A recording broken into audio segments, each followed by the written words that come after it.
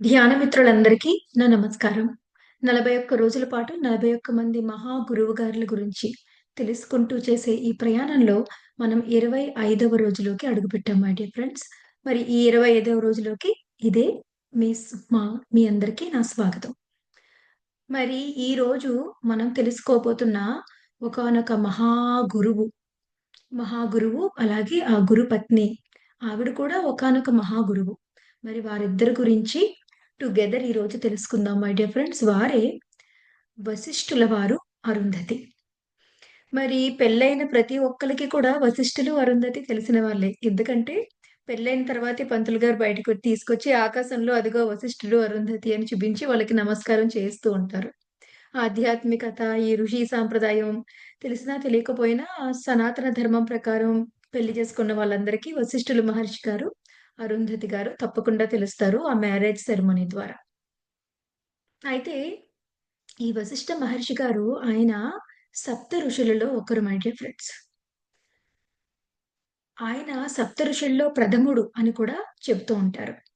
అలాగే ఆయన ఎన్నో వేల సంవత్సరాల పాటు జీవించారు. ఆయనని బ్రహ్మ యొక్క మానస పుత్రుడు అని కూడా అంటారనమాట.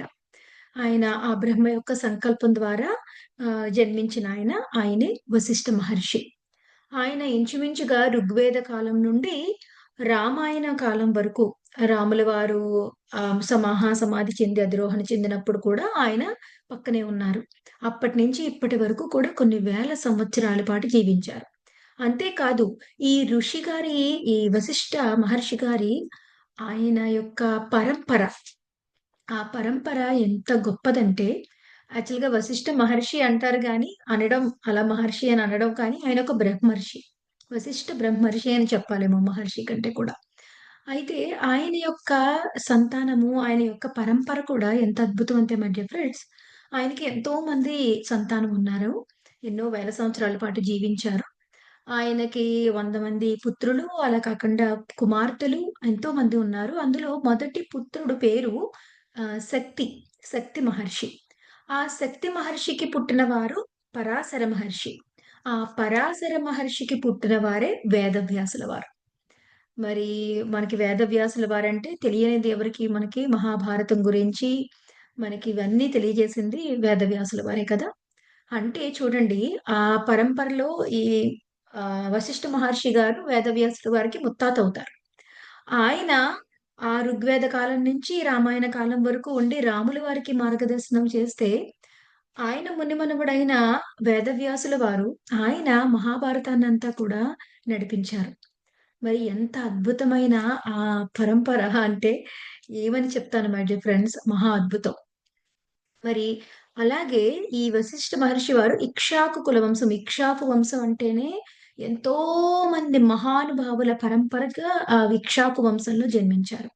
ఆ ఇక్ష్వాకు వంశానికి గురువుగా తరతరాలుగా వశిష్ఠ మహర్షి గారు ఉన్నారనమాటండి.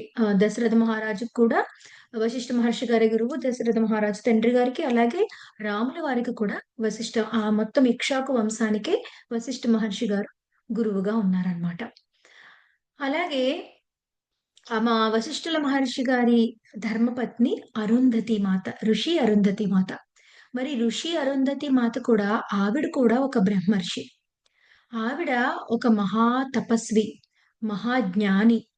ఆ బ్రహ్మ జ్ఞానం పొందినావిడ. ఆవిడ, ఈయన కలిపి అప్పట్లోనే సనాతన ధర్మంలోనే మొట్టమొదటి యూనివర్సిటీని వాళ్ళు రన్ చేశారు. కొన్ని వేల మంది స్టూడెంట్స్‌తో సరస్వతి నదీ తీరంలో అరణ్యంలో వశిష్ఠ మహర్షి గారు, ఋషి అరుంధతి మాత కలిపి ఒక గొప్ప యూనివర్సిటీని రన్ చేశారనమాట. ఎంతోమంది వేల మంది ఋషులు, రాజర్షులు, మహర్షులు, బ్రహ్మర్షులు ఎంతోమంది అక్కడ వాళ్ళ దగ్గర ట్రైన్ అయ్యి మొత్తం యోగ సాధనలు అవన్నీ కూడా చేసేవారనమాట.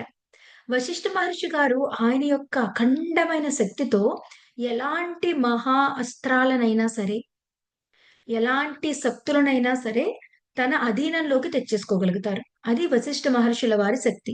మరి మాత అరుంధతి వారి యొక్క శక్తి ఏంటంటే, ఎంత మందికైనా సరే, అప్పటికప్పుడు ఎంతమంది ఎలా వచ్చినా సరే వాళ్ళందరికీ కూడా ఆవిడ భోజనాన్ని సమకూర్చగలిగే శక్తి ఆవిడ యోగ శక్తికి ఉందన్నమాట.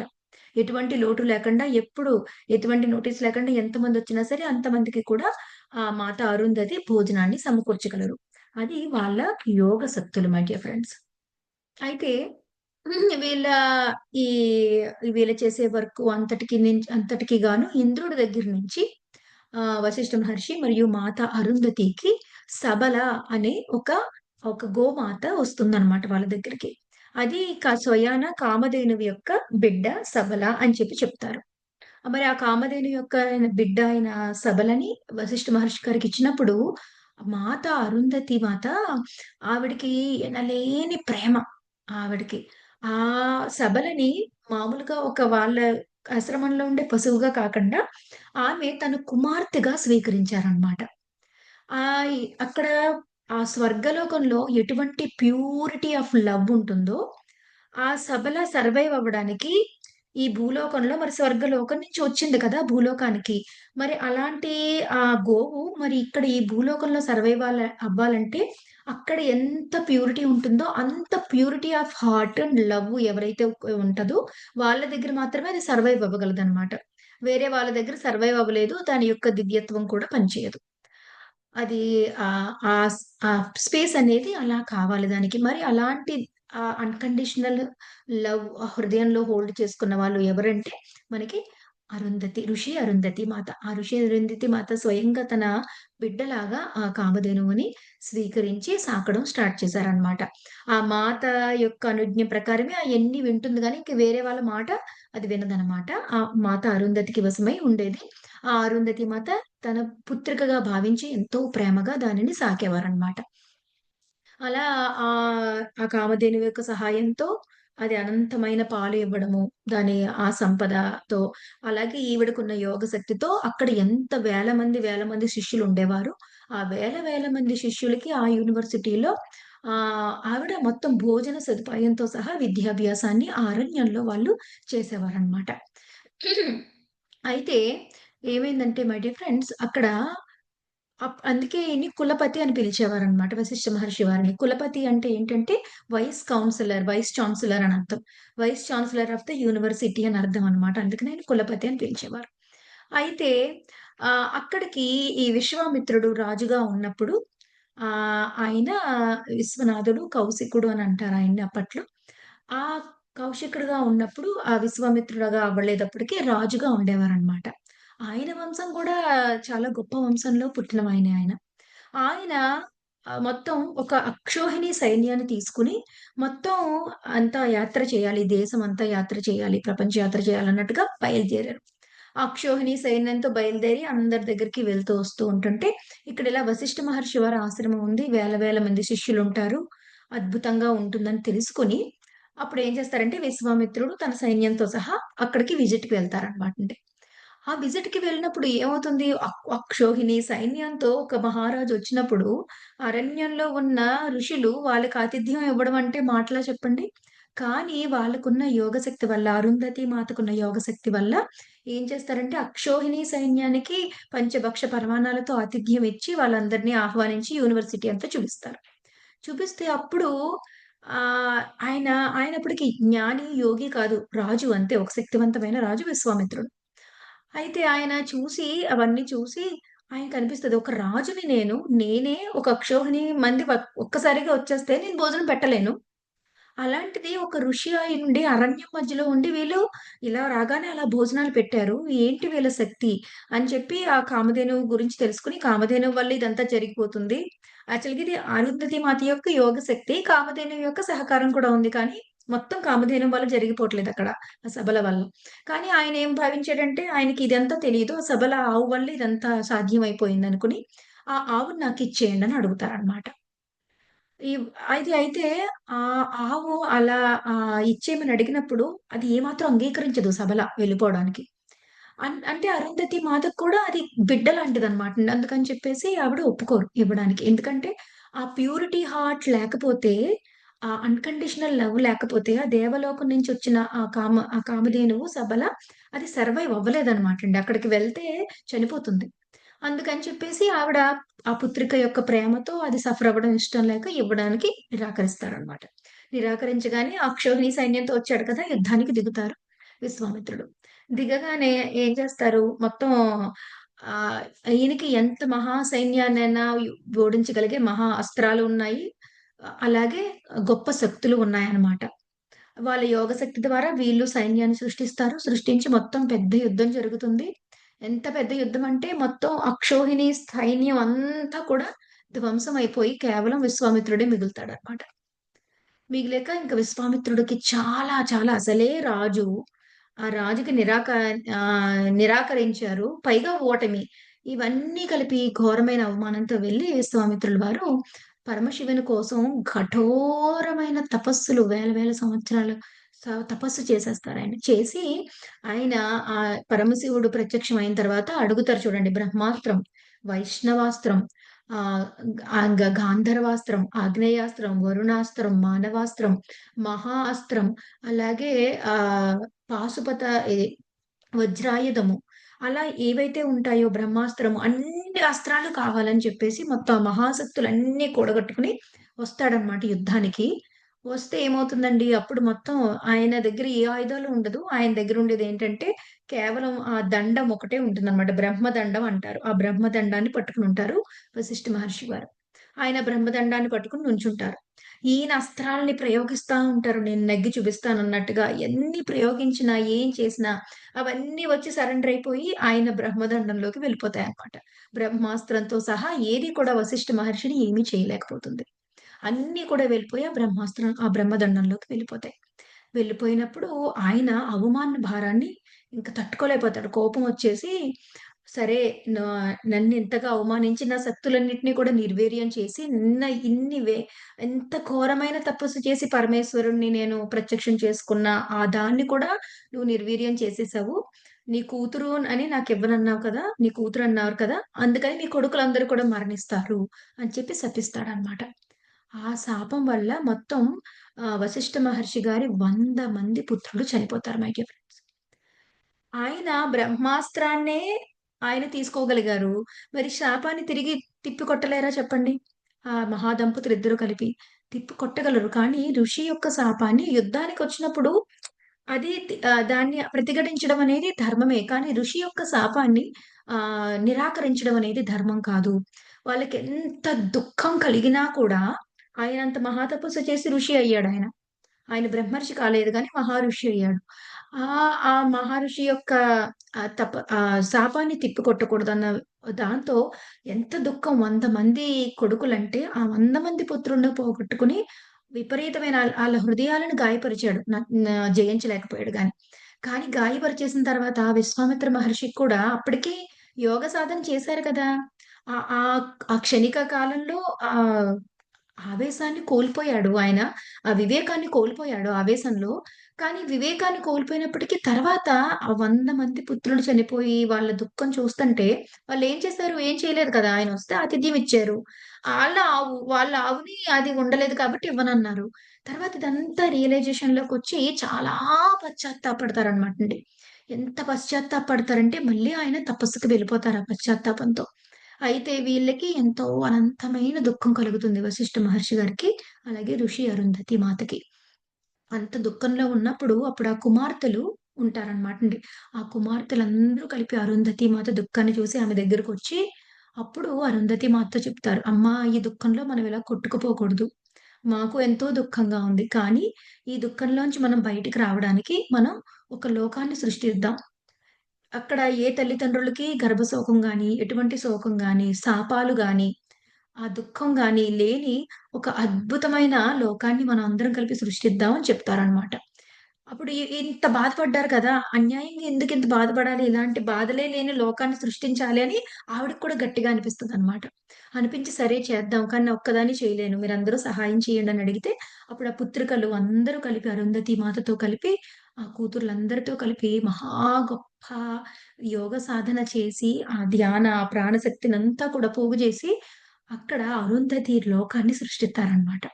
ఆ అరుంధతి లోకాన్ని సృష్టించి వాళ్ళందరూ కలిపి ఆ కుమార్తెలు అరుంధతి మాత కుమార్తెలే ఆ లోకాన్ని పాలిస్తూ ఉంటారనమాట అండి. అక్కడొక ఒక గో లోకాన్ని సృష్టిస్తారు. ఆ సృష్టించిన తర్వాత వశిష్ఠ మహర్షి గారికి చూపిస్తారు ఆ లోకాన్ని. చూపించినప్పుడు వశిష్ఠ మహర్షి గారు ఎంతో ఆనందపడి, ఆయనేం చేస్తారంటే, ఆయన కూడా ఒక లోకాన్ని పక్కనే సృష్టించి, దీనికి నేను రక్షణగా అక్కడ ఇంకొక ప్రొటెక్షన్‌లో ఒక లోకాన్ని పెడుతున్నాను. దీనికంటే బ్రైట్‌గా ఉంటూ, దీనికంటే ముందు దాన్ని చూస్తారు. దాన్ని చూసి దీని వైపు రాకుండా ఉంటారు. నేనక్కడే వ వ ఏవైనా వచ్చినా దాన్ని నిలువరిస్తాను అని చెప్పేసి, అక్కడ వశిష్ఠ మహర్షి గారు మరొక లోకాన్ని సృష్టిస్తారనమాట. అదే మనకి పెళ్ళిళ్ళప్పుడు చూపించే వశిష్ఠ మహర్షి, అరుంధతి నక్షత్రాలు అవి వాళ్ళు సృష్టించిన లోకాలు.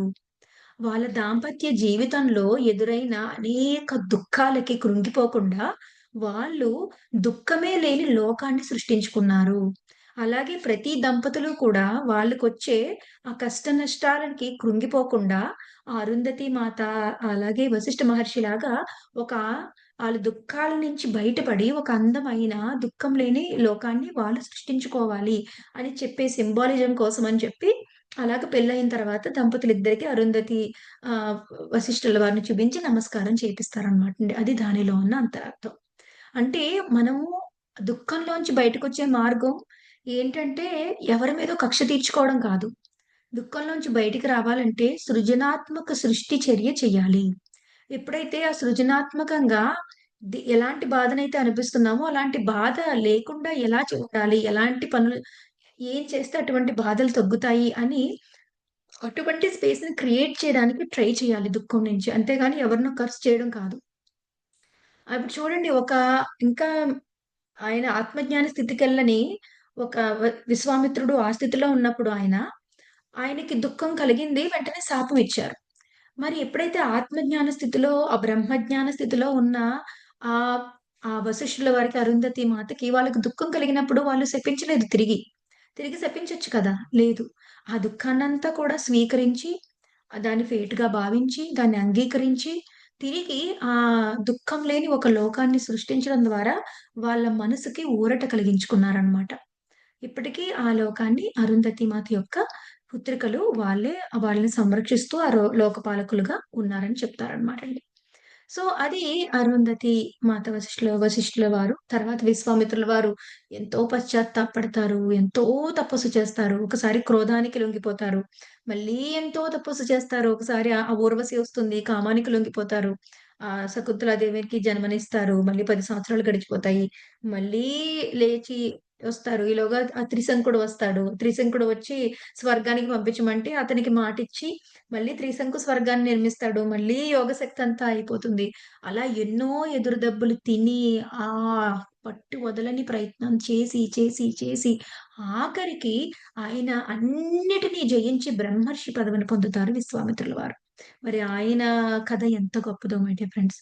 ఆ విశ్వామిత్రుల వారు బ్రహ్మర్షి పదవిని పొందిన తర్వాత స్థితిని పొందిన తర్వాత ఆయన గాయత్రి మంత్రాన్ని ఆ సెలెస్టియల్ వరల్డ్స్‌లో ఉన్న గాయత్రి మంత్రాన్ని ధారణ చేసి, ఈ భూలోకానికి తీసుకొచ్చి ఇచ్చిన ఆయన విశ్వామిత్రుల వారు. ఆయన ద్వారానే మనకి గాయత్రి మంత్రం అనేది లభించింది. ఒకసారి ధ్యానంలో కూర్చున్నప్పుడు వశిష్ఠ మహర్షి వారికి ఆ గాయత్రి మంత్రం వినిపించింది. వినిపించి ఆయనకి ఎంతో అనంతమైన ఆనందం కలిగి, ఎవరు ఈ మంత్రాన్ని ఇక్కడికి భూమి మీదకి తీసుకొచ్చిన వాళ్ళు అని చూసినప్పుడు విశ్వామిత్రుడు.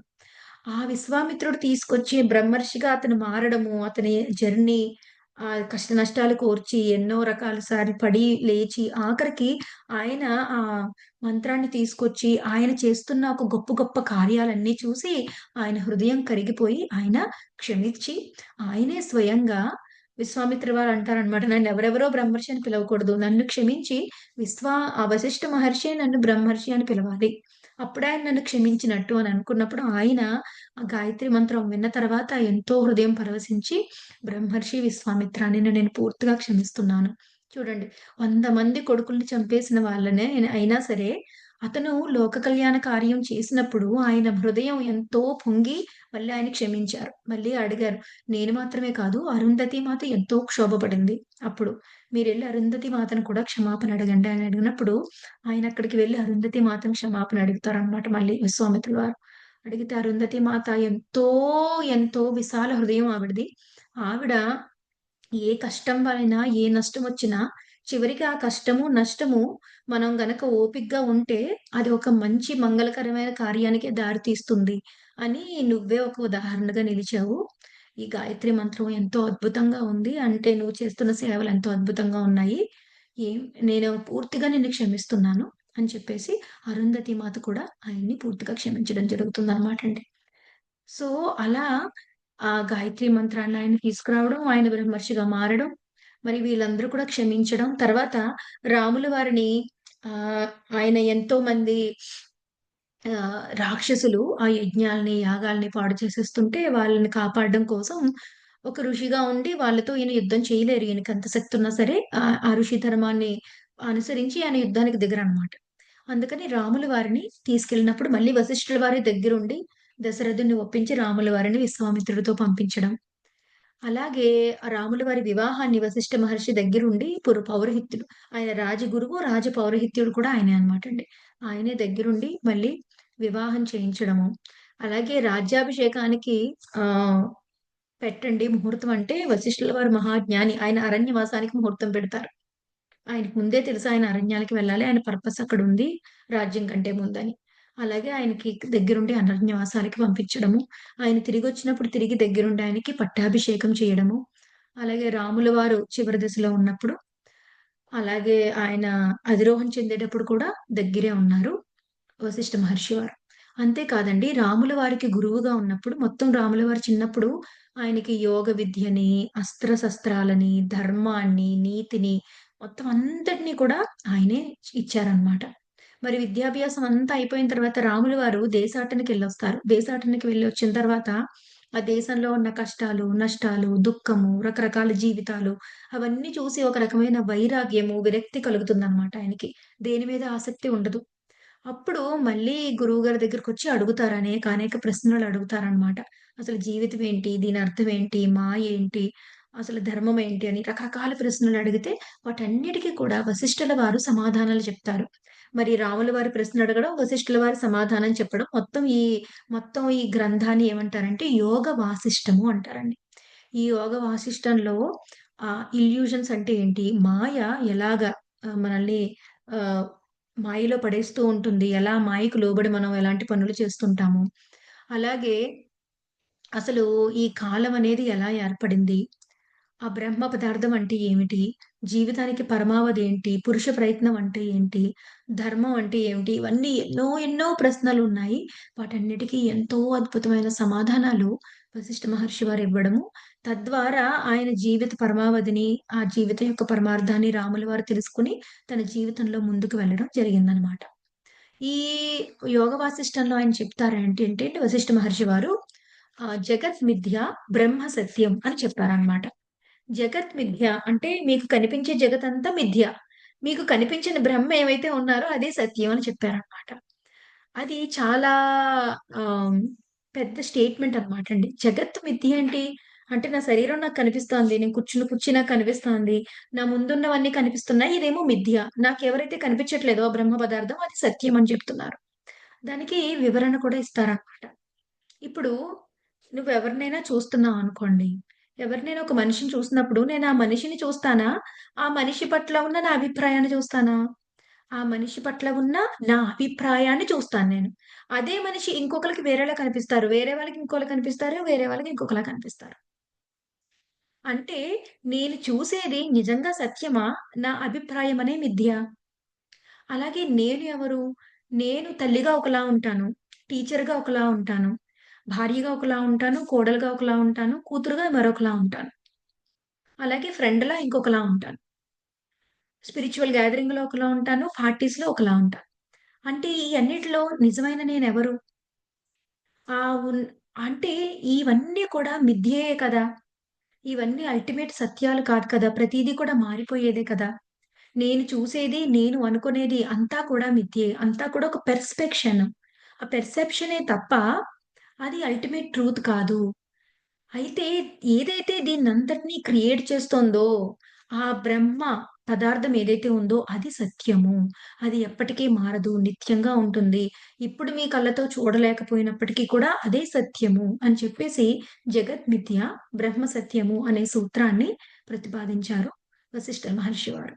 వేల సంవత్సరాల పాటు అనేక మహా కార్యాలలో పాల్గొని సనాతన ధర్మాన్ని, వేదాలని అలాగే ఈ భూమాతని, భూమాత యొక్క ఎసెన్షన్ ప్రాసెస్‌లో యుగాల మార్పిడి ప్రాసెస్‌ని అన్నిటిని కూడా విట్‌నెస్ చేసిన మహానుభావుడు.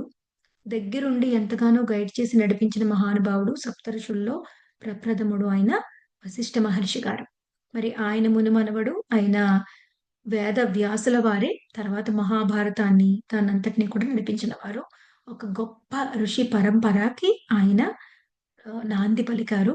బ్రహ్మ మానసపుత్రుడైన వశిష్ఠ మహర్షి వారు. అలాగే భార్య ఋషి మాత అరుంధతి.